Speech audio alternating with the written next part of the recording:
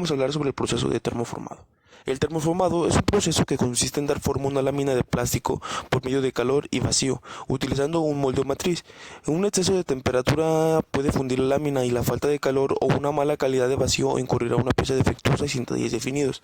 A diferencia de otros procesos como la inyección, el soplado y el rotomoldeo, el termoformado parte de una lámina rígida de espesor uniforme realizada por el proceso de extrusión y permite realizar pequeñas producciones por su bajo costo en matricería, llegando a ser rentable también en altas producciones. Una restricción característica de este proceso es que la pieza a termoformar debe ser fácilmente desmoldable. Esto significa que la matriz debe ser más ancha en la base y más angosta en la parte superior. Esto comúnmente se denomina como ángulo de desmolde o de salida y generalmente es de 3 grados como mínimo.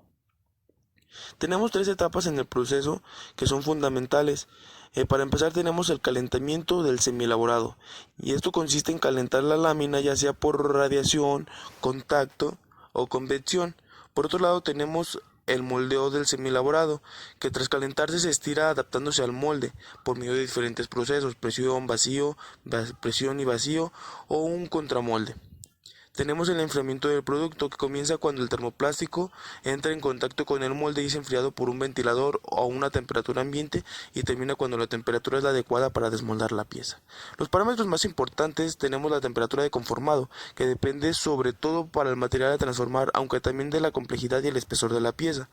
El tiempo de calentamiento, que depende sobre todo del espesor del material, aunque también del coeficiente de transmisión del mismo.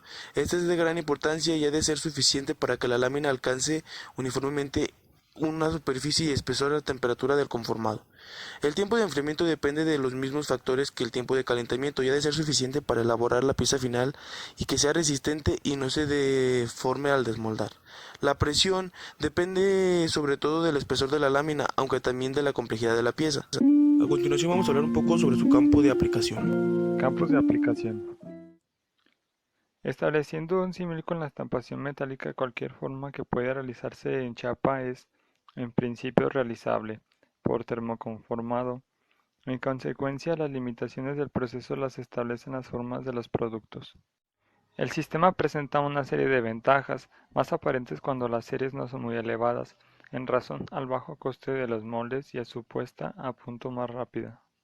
Se ha constatado en los últimos años que el proceso está compitiendo con la inyección en series grandes para piezas de un tamaño importante.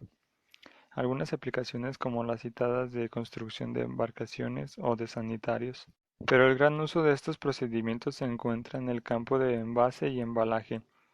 Las máquinas de termoformado fabrican bandejas para productos alimentarios o se combinan con equipos de llenado para producir artículos envasados, al tiempo que permiten combinar diversos plásticos para obtener propiedades de barrera comparables a la coextrusión, pero permitiendo un reciclado selectivo de los materiales constitutivos.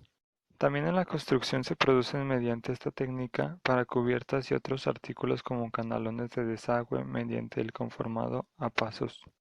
Se trata pues de uno de los primeros procesos de moldeo que se desarrollaron sin que el transcurso de los años haya perdido protagonismo. Bueno, con esto concluimos, espero haya sido de su agrado y nos vemos a la próxima.